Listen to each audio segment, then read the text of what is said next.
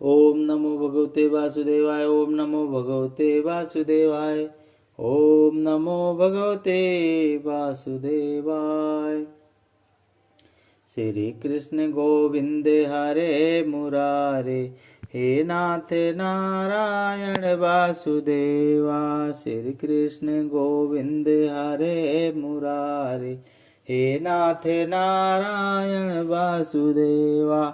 हे नाथ नारायण वासुदेवा, हे नाथ नारायण वासुदेवा। बोलो कृष्ण भगवान की जय। श्रीमद् भागवत गीता चौथा अध्याय गोकर्णोपखान प्रारंभ। सूत जी कहते हैं, मुनिवर उस समय अपने भक्तों के चित्त में अलौकिक भक्ति का प्रादुर्भाव हुआ। देख करके भक्त बंसल श्री भगवान अपना धाम छोड़ करके वहां पधारे। उनके गले में वनमाला शोभायमान पा रही थी। श्री अंग सजल जलधर के समान श्याम वर्ण था। उस पर मनोहर पीतांबर सुशोभित था। कट प्रदेश करधनी की लड़ियों से सुसज्जित था। सिर पर मुकुट लटक रही और कानों में कुंडलों की झलक देखते ही बनती थी। वह त्रिभंग ललित भाव से खड़े हुए चित्त को चुराए लेते थे। वक्ष स्थल पर कौस्तभ मणि दमक रही थी। सारा श्रीअंग हरिचंदन से चर्चित था। उस रूप की शोभा को क्या कहना। उसने तो मानो करोड़ों कामदेवों की रूप माधुरी छीन ली है। वह परमानंद चिंतमोर्णी और मधुरादि मधुर मुरलीधर ऐसी अनुपम छब से अपने भक्तों के निर्मल चित्तों में आविर्भूत हुए। भगवान के नित्य लोक निवासी लीला परिकर उद्धव आदि वहां पर गुप्त रूप से उस कथा को सुनने के लिए आए हुए थे। प्रभु के प्रकट होते ही चारों ओर जय हो की धुन होने लगी और उस समय भक्ति रस का अद्भुत प्रभाव चला। बार बार अबीर गुलाल और पुष्पों की वर्षा तथा संघ ध्वनि होने लगी। उस सभा में जो लोग बैठे थे उन्हें अपने देह गेह और आत्मा की भी कोई सुधि नहीं रही। ऐसी दशा तन्मयता देख करके नारद जी कहने लगे कि हे मुनीश्वरगण, आज सप्ताह श्रवण का मैंने ये बहुत ही अलौकिक महिमा देखी। यहाँ तो जो बड़े मूर्ख दुष्ट और पशु पक्षी भी हैं वे सभी भी अत्यंत निष्पाप हो गए हैं। अतः इसमें कोई संदेह नहीं है कि कलकाल में चित्त की शुद्धि के लिए इस भागवत कथा के समान कोई जो है मृतलोक में पाप पुंज का नाश करने वाला कोई दूसरा पवित्र साधन नहीं है।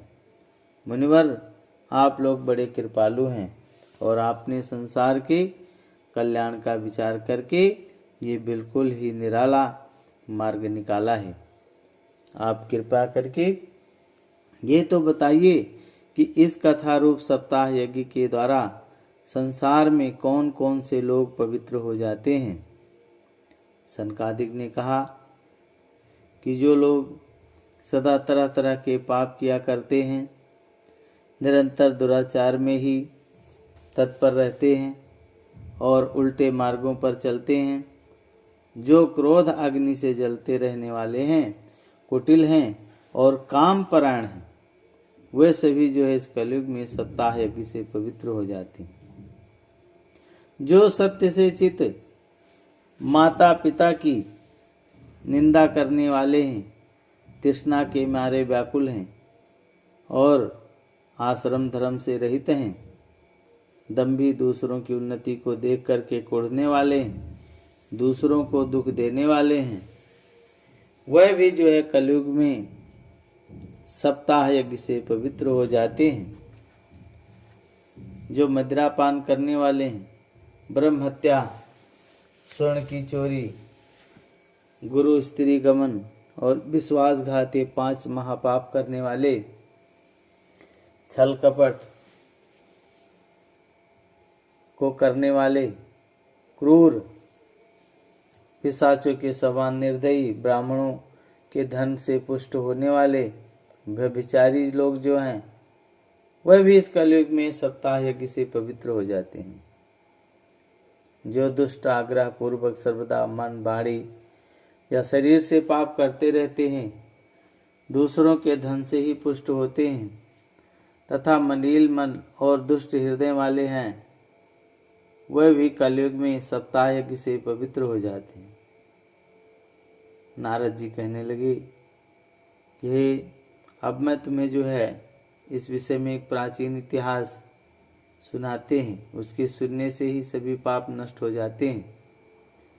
पूर्व काल में तुंगभद्रा नदी के तट पर एक अनुपम नगर बसा हुआ था। वहाँ सभी वर्णों के लोग अपने अपने धर्मों के आचरण करते हुए सत्य और सत्मार्ग में, सत्कर्मों में तत्पर रहते थे और उस नगर में समस्त वेदों का विशेषज्ञ और स्रोत स्मार्त कर्मों में निपुण एक आत्मदेव नामक एक ब्राह्मण रहता था। वो साक्षात दूसरों सूर्य के समान तेजस्वी था। वो धनी होने पर भी भिक्षाजीवी था और उसकी प्यारी पत्नी धुंधली कुलूनी में सुंदरी होने पर भी सदा अपने बात पर अड़ जाने वाली थी। उसे उन लोगों की बात करने में जो है सुख मिलता था। स्वभाव था क्रूर, प्रायः कुछ न कुछ जो है बकवाद करती रहती थी। गृह कार्य में निपुण थी, कृपण थी और झगड़ालू भी थी। इस प्रकार ब्राह्मण दंपत्ति प्रेम से अपने घर में रहते थे, विहार करते थे। उसके पास अर्थ भोग विलास की सामग्री बहुत थी, घर द्वार भी बहुत सुंदर थे, परंतु उसे जो है उन्हें कोई सुख नहीं था। जब वो अवस्था बहुत ढल गई तब उन्होंने संतान के लिए तरह तरह के पुण्य कर्म आरंभ किए और वह दीन दुखियों को गौ, पृथ्वी, स्वर्ण और वस्त्र आदि दान करने लगे। इस प्रकार धर्म मार्ग में उन्होंने अपना एक आधा धन समाप्त कर दिया। उन्हें पुत्र या पुत्री की किसी का भी मुख देखने को ना मिला। इसीलिए अब वो ब्राह्मण बहुत ही चिंतातुर होकर रहने लगा और एक दिन वो जो है ब्राह्मण देवता बहुत दुखी होकर के घर से बाहर निकल करके वन में चल दिया। दोपहर के समय उसे प्यास लगी थी और इसीलिए वो एक तालाब पर आया। संतान के अभाव के दुख ने उसे शरीर को बहुत सुखा दिया था, इसीलिए थक जाने के कारण जल पी करके वहीं पर बैठ गया, विश्राम करने लगा। 2 घड़ी बीतने पर वो सन्यासी महात्मा आए और जब ब्राह्मण देवता ने उन्हें देखा तो वे जल पी चुके थे। तब उनके पास गया और चरणों में नमस्कार करने के बाद सामने खड़े होकर के लंबी लंबी सांसें लेने लगा। सन्यासी ने पूछा कि कहो ब्राह्मण देवता, रोते क्यों हो? ऐसी तुम्हें क्या भारी चिंता है तुम पर? जल्दी ही मुझे अपने दुख का कारण बताओ। ब्राह्मण ने कहा कि महाराज, मैं अपने जो है पूर्व जन्म के पापों से संचित दुख का क्या वर्णन करूं। अब मेरे पितर ही मेरे द्वारा दी हुई जलांजलि के जल को अपनी चिंता जनित सांस से कुछ गर्म करके पीते हैं। देवता और ब्राह्मण मेरा दिया हुआ अन्न प्रसन्न मन से स्वीकार नहीं करते। संतान के लिए मैं इतना दुखी हो गया हूँ कि अब मुझे सब कुछ सुना ही सुना दिखाई देता है। मैं प्राण त्यागने के लिए यहाँ पर आया हूँ। संतानहीन जीवन धिक्कार होता है, संतानहीन ग्रह को धिक्कार है, संतानहीन धन को धिक्कार है और संतानहीन कुल को धिक्कार है। मैं जिस गाय को पालता हूँ वो भी सर्वदा बांझ हो जाती है, जो पेड़ लगाता हूँ उस पर भी फल फूल नहीं लगते। मेरे घर में जो फल आता है वो भी बहुत जल्दी ही सड़ जाता है। मैं ऐसा क्या भागा और पुत्रहीन हूँ, और तब फिर इस जीवन की मेरे को आशा किस बात की है? जीवन को ही रख करके मुझे क्या करना है? यूँ कह करके ब्राह्मण दुख से व्याकुल होकर के उन सन्यासी महात्मा के पास फूट फूट कर रोने लगा। और तब यतिवर ने हृदय में बड़ी करुणा उत्पन्न हुई, और वो योगनिष्ठ थे।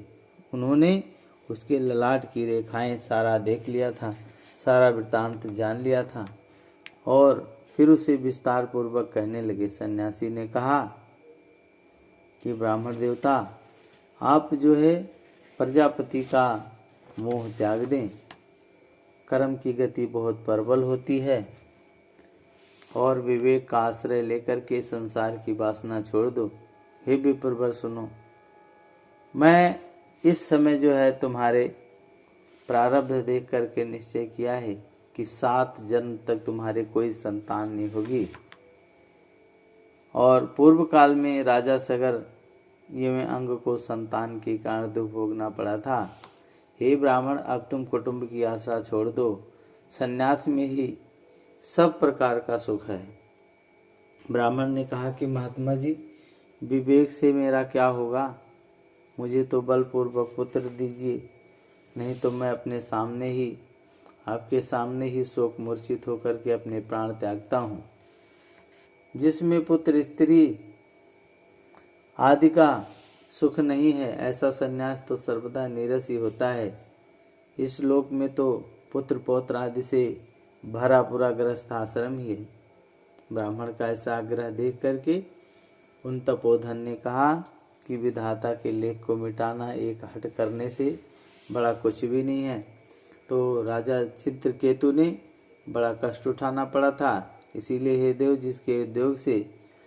जिसके उद्योग को कुचल देता है, उस पुरुष के समान तुम्हें भी पुत्र सुख नहीं मिल सकेगा।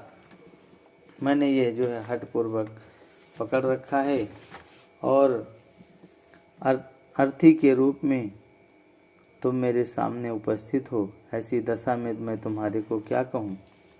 और जब महात्मा जी ने देखा कि किसी प्रकार अपना आग्रह नहीं छोड़ता, तब उन्होंने एक फल दे करके कहा कि इसे तुम अपनी पत्नी को खिला देना, और इससे उसके एक पुत्र होगा। तुम्हारी स्त्री को 1 साल तक सत्य, शौच, दया, दान और एक समय ही अन्न खाने का नियम रखना चाहिए। यदि ऐसा करेगी तो बालक बहुत ही शुद्ध स्वभाव वाला होगा। यूँ कह करके योगीराज चले गए, और ब्राह्मण अपने घर को लौट आया। वहाँ करके उसने क्या देखा कि वो फल अपनी स्त्री के हाथ में दे दिया और स्वयं कहीं चला गया। उसकी स्त्री तो कुटिल स्वभाव की थी। वो रो रो कर अपनी एक सखी से कहने लगी कि सखी, मुझे तो बड़ी चिंता हो गई है। मैं तो ये फल नहीं खाऊंगी। फल खाने से गर्भ रहेगा, गर्भ से पेट बढ़ जाएगा, फिर खाया पिया कुछ नहीं जाएगा। इससे मेरी शक्ति क्षीण हो जाएगी।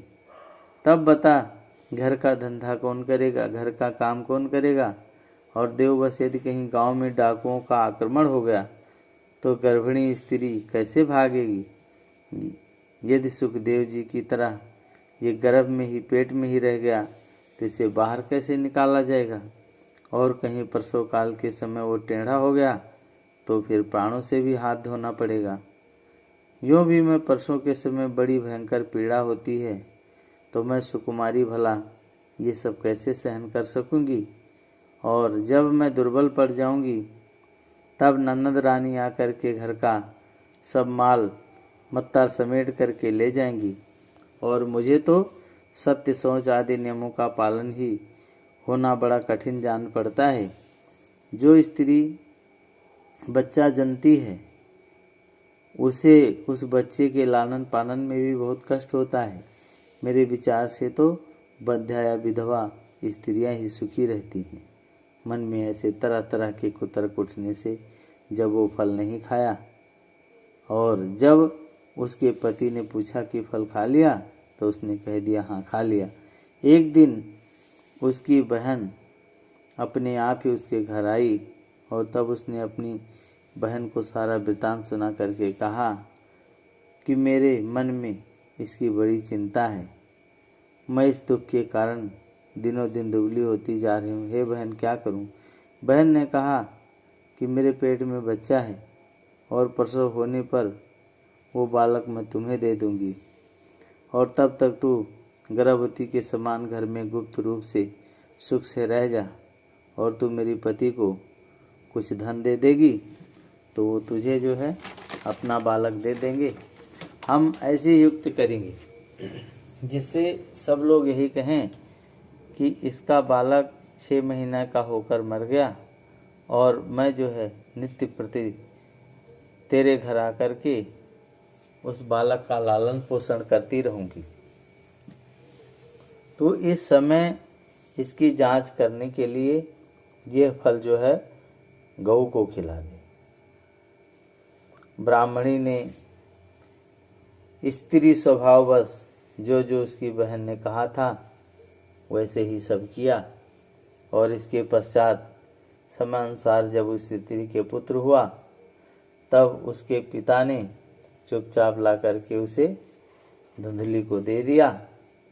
और जब उसने आत्मदेव को सूचना दे दी कि मेरे सुखपूर्वक बालक हो गया है, तो इस प्रकार आत्मदेव के पुत्र का हुआ सुन करके लोग बड़े आनंदित हुए और ब्राह्मण ने उसका जात कर्म संस्कार करके ब्राह्मणों को दान दिया और उसके जो है द्वार पर गाना बजाना और मंगल प्रकार के मांगलिक कृत्य जो है होने लगे। धुंधली ने अपने पति से कहा कि मेरे स्तनों में तो दूध नहीं है, फिर गौ आदि किसी अन्य जीव के दूध से मैं इस बालक का किस प्रकार से पालन करूंगी? मेरी बहन के अभी बालक हुआ था और वो मर गया है, तो उसे जो है बुला करके अपने यहाँ रख लें तो वो अपने इस बच्चे का पालन पोषण कर लेगी। तब जो है पुत्र की रक्षा के लिए आत्मदेव ने वैसा ही किया तथा माता धुंधली ने उस बालक का नाम धुंधकारी रख दिया। इसके बाद 3 महीने बीत जाने पर उस गऊ के भी एक मनुष्य आकार बच्चा हुआ और वो सर्वांग सुंदर, दिव्य, निर्मल तथा स्वर्ण की सी कांति वाला था। उसे देख करके ब्राह्मण देवता को बड़ा आनंद हुआ और उसने जो है स्वयं ही उसके सभी संस्कार किए और इस समाचार से और सब लोग भी जो है बड़ा आश्चर्य हुआ और वह बालक को देखने के लिए आए तथा आपस में कहने लगे कि देखो भाई, अब जो है आत्मदेव का कैसा भाग्योदय हुआ है। कैसे आश्चर्य की बात हुई है कि गऊ के भी ऐसा ही दिव्य रूप बालक हुआ है और देवयज्ञ से इस गुप्त रहस्य को किसी को भी पता नहीं लगा। आत्मदेव ने उस बालक के गऊ के से कान देख करके उसका नाम जो है गोकर्ण रख दिया। कुछ काल बीत जाने पर वह दोनों बालक जवान हो गए और उनमें जो है गोकर्ण को तो बड़ा पंडित ज्ञानी हुआ, किंतु धुंधकारी बड़ा ही दुष्ट निकला। वह स्नान शौच आदि ब्राह्मणोचित आचारों में उसमें नाम मात्र भी नहीं था। खान पान का कोई परहेज नहीं था। क्रोध उसमें बहुत बढ़ा चढ़ा था। वो बुरी बुरी वस्तुओं को संग्रह किया करता था। मुर्दे के हाथ से छुआया हुआ अन्न भी खा लेता था। दूसरों को चोरी करना और सब लोगों से देश रखना उसका स्वभाव बन गया था। छिपे छिपे वो जो है दूसरों के घर में आग लगा देता था। दूसरों के बालकों को खिलाने के लिए गोद में लेता और उन्हें चट से कुएं में डाल देता था। हिंसा का उसे व्यसन सा हो गया था। हर समय वो जो है अस्त्र शस्त्र धारण किए रहता था और बेचारे अंधी और दुखियों को व्यर्थ में ही तंग करता रहता था। चंडालों के से उसका विशेष प्रेम था। बस हाथ में फंदा लिए कुत्तों की टोली के साथ शिकार की टोली में टोह में घूमता रहता था। वैश्याओं के जाल में फंस करके उसने अपने पिता की सारी संपत्ति नष्ट कर दी और एक दिन माता पिता को मार पीट करके घर के सब बर्तन भांडे उठा ले गया।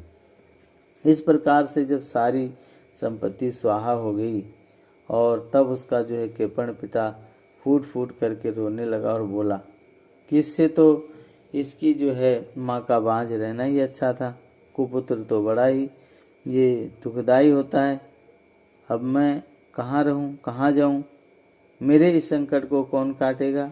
हाय, मेरे ऊपर तो बड़ी ही विपत्ति आ पड़ी है, तो इस दुख के कारण अवश्य ही मुझे एक दिन प्राण छोड़ने पड़ेगी। उसी समय परम ज्ञानी गोकर्ण जी वहाँ आए और उन्होंने पिता को वैराग्य का उपदेश दिया और बहुत समझाया। वे बोले कि पिताजी, ये संसार जो है असार है, ये अत्यंत दुख रूप मोह में जो है डालने वाला है। कौन किसका पुत्र, धन किसका, स्नेहवान पुरुष जो है रात दिन दीपक के समान जलता है रहता है।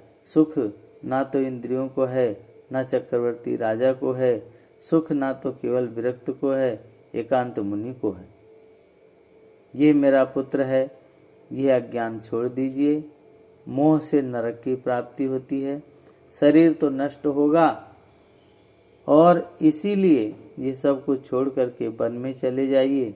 गोकर्ण के वचन सुनकर के आत्मदेव वन में जाने के लिए जब तैयार हो गया और तब उनसे कहने लगा कि बेटा, वन में रह करके मुझे क्या करना चाहिए, ये मुझसे विस्तार पूर्वक कहो। मैं बड़ा ही मूर्ख हूँ, अब तक कर्म बस स्नेह फांस में बंधा हुआ था, अपंग की भांति इस जो है घर रूप अंधेरे कुएं में पड़ा रहा करता था।